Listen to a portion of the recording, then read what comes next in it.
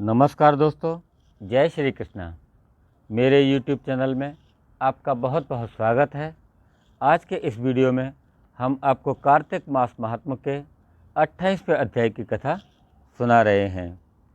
धर्मदत्त ने पूछा कि हे देवराज, जय और विजय ने अपने पूर्व जन्म में ऐसा कौन सा पुण्य किया था जिससे भगवान विष्णु का रूप धारण करके वह उनके द्वारपाल हो गए। प्राचीन काल में व्रणबिंदु की पुत्री देवहूति से करदम ऋषि द्वारा केवल देखने मात्र से ही 2 सुंदर बालक उत्पन्न हुए। उनमें से बड़े का नाम जय और छोटे का नाम अजय हुआ। बाद में देवहूति के गर्भ से कपिल देव जी भी हुए। जय और अजय दोनों ही विष्णु जी के बड़े भक्त थे और बड़े ही धर्मात्मा थे। वे दोनों ही नित्य प्रति अष्टाक्षर मंत्र का जाप करते थे और विष्णु जी का व्रत करते थे। भगवान इन दोनों भाइयों पर अत्यंत ही प्रसन्न थे और नित्य पूजा के समय इनको दर्शन दिया करते थे। एक समय राजा के निमंत्रण पर देवर्षि नारद जी गणों सहित राजा के यज्ञ में पधारे। उस यज्ञ में जय ने ब्रह्मा और अजय ने पुरोहित बनकर यज्ञ को संपूर्ण करवाया। यज्ञ की विधि पूर्वक समाप्ति हुई। मरुत राजा ने जय और अजय को बहुत सारा धन दिया। वह दोनों भाई दक्षिणा लेकर अपने अपने आश्रम में आ गए। धन का बंटवारा करते समय दोनों भाइयों का आपस में झगड़ा हो गया। जय ने अजय से कहा कि धन के बराबर बराबर भाग होने चाहिए।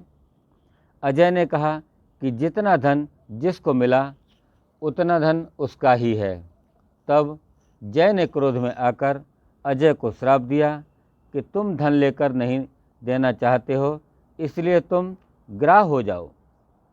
अजय ने जय का दिया हुआ शाप स्वीकार कर लिया और जय को शाप दिया कि तू अभिमानी है, इसलिए हाथी हो जा। जब नियम पूर्वक दोनों की पूजा के समय भगवान उनको दर्शन देने के लिए आए तो दोनों ने भगवान से श्राप मोचन का उपाय पूछा। दोनों ने प्रभु से कहा कि हे देव, हम दोनों आपके भक्त हैं, मगर हम हाथी की योनि में कैसे होंगे। हे कृपा सागर, श्राप से हमारा उद्धार कीजिए। इस पर भगवान विष्णु ने कहा कि मेरे भक्तों की वाणी कभी असत्य नहीं होगी। यमराज भी इसको अन्यथा नहीं कर सकते। पूर्व काल में मुझे भक्त प्रहलाद के कहने पर स्तंभ से प्रकट होकर होना पड़ा था और राजा अम्बरीश के कहने पर 10 अवतार लेने पड़े थे। अतः तुम दोनों अपने अपने श्रापों को भोगकर मेरे लोक को प्राप्त हो गए। इतना कहकर भगवान विष्णु जी अंतर्ध्यान हो गए। फिर वह गंडकी नदी के किनारे मगर और हाथी हो गए। जाति स्मरण रहने के कारण इस योनि में भी भगवान विष्णु का व्रत नियम से किया करते थे। एक दिन कार्तिक की पूर्णमासी को वह हाथी स्नान करने को गंडक नदी में गया। तब पिछले जन्म का श्राप स्मरण करके मगर ने हाथी को पकड़ लिया।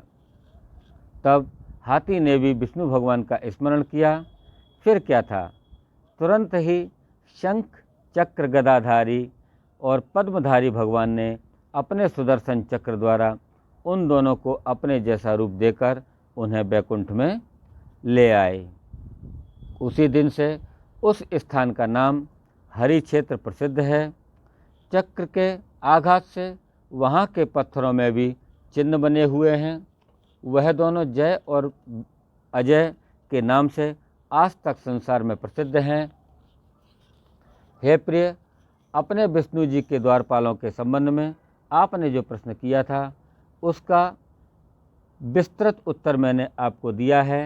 हे द्विज, तुम भी ईर्ष्या और द्वेष को त्याग कर नित्य भगवान विष्णु का व्रत करो। जगत के प्रत्येक जीव को समदृष्टि से देखो।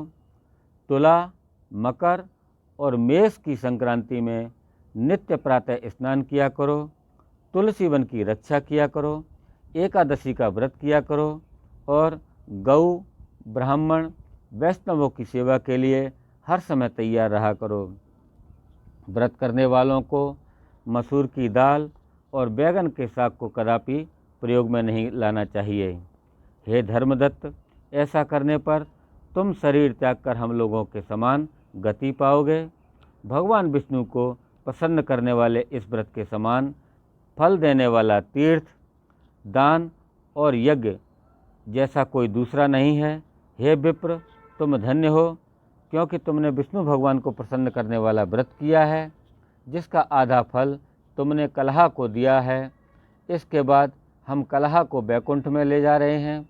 तब नारद जी ने कहा कि हे राजन, इस प्रकार धर्मदत्त को विष्णु भक्ति का उपदेश देकर कलहा को साथ लेकर विष्णु के पार्षद बैकुंठ को चले गए और धर्मदत्त भी उनके आदेश के अनुसार विष्णु के व्रत में तल्लीन हो गया।